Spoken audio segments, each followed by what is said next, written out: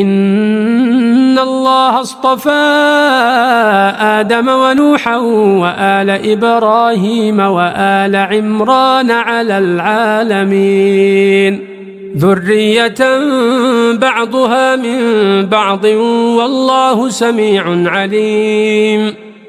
إذ قالت امرأة عمران رب إني نذرت لك ما في بطني محررا فتقبل مني إنك أنت السميع العليم.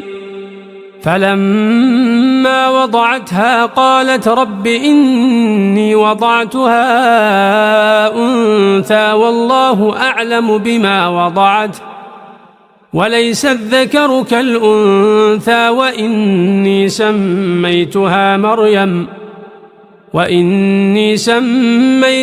مريم وإني أعيدها بك وذريتها من الشيطان الرجيم.